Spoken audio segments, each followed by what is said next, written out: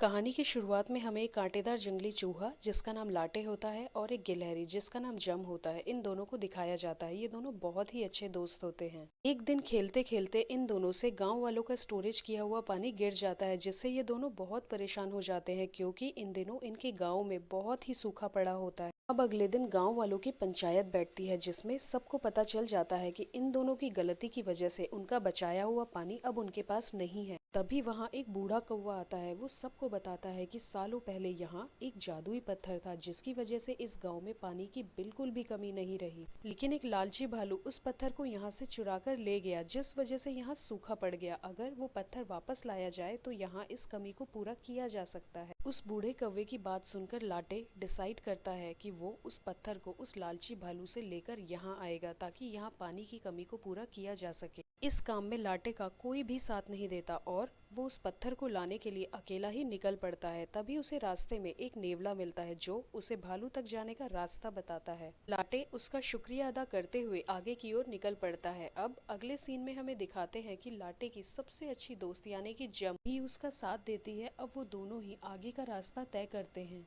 रास्ते में उन्हें कई परेशानियों का सामना करना पड़ता है, लेकिन उन सभी परेशानियों से जूझते हुए वो आगे बढ़ते हैं। अगले सीन में हमें दिखाते हैं कि वो दोनों एक गुफा में पहुंच जाते हैं। उस गुफा में एक मेंढक रहता है। मेंढक उनसे आगे जाने का कारण पूछता है तो वो दोनों बताते हैं कि वो उस जादुई पत्थर को लेने जा रहे हैं ताकि उस जादुई पत्थर के जरिए गांव में दोबारा पानी लाया जा सके। उनकी ये बात सुनकर मेंढक बहुत ही खुश हो जाता है और उन्हें अपनी गुफा में रात को रुकने के लिए भी कहता है। रात भर गुफा में रहने के बाद अगली सुबह वो दोनों मेंढक को वहां से अलविदा कहकर निकल जाते हैं। कुछ दूर आगे जाने पर इन दोनों को लोमड़ियों का एक झुंड मिलता है, लेकिन जादुई पत्थर की बात सुन के लोमड़ियां उन्हें आगे जाने देती हैं। आगे हमें दिखाते हैं कि किसी बात को लेकर जम और लाटे के बीच बहस हो जाती है और हाथापाई शुरू हो जाती है। ऐसे में लाटे नीचे गिर जाता है और जम ऊपर ही रह जाती है। दोनों एक दूसरे से नाराज हो जाते हैं और अब लाटे जम को वहीं छोड़कर आगे निकल जाता है।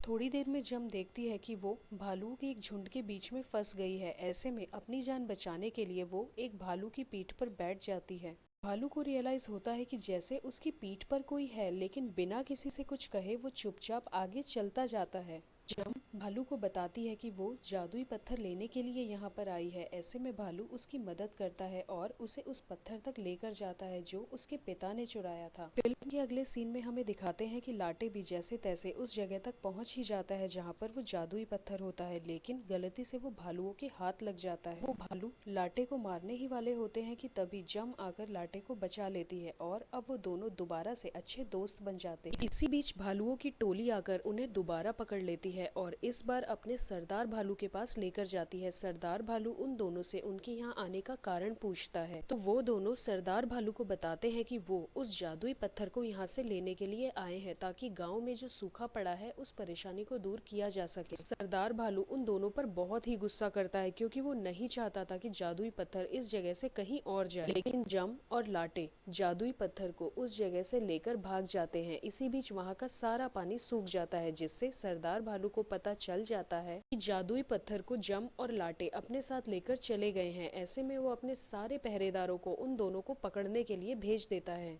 रास्ते में भागते भागते जम और लाटे को कई सारे जानवर घेर लेते हैं जो जादुई पत्थर पर अपना अपना हक जताने की कोशिश करते हैं। ऐसे में जम बड़ी ही चालाकी से उन जानवरों को उलझाए रखती है और दूसरी तरफ लाटे उस जादुई पत्थर को लेकर भाग जाता है और उस जादुई पत्थर को अपनी जगह पर रख देता है, जिससे थोड़ी ही देर में पानी का एक जोरदार फव्वारा निकलता है और सारी सूखी नदियां भर जाती हैं। इसी बीच वो बूढ़ा कौवा आकर जम और लाटे को उन जानवरों के बीच से सुरक्षित बचाकर गाँव में ले आता है। गाँव में पहुंचते ही सब लोग जम और लाटे का बहुत ही धन्यवाद करते हैं और इसी के साथ ये मूवी यहीं खत्म हो जाती है। तो मिलती हूँ अब आपसे अगली वीडियो में, तब तक के लिए बाय बाय।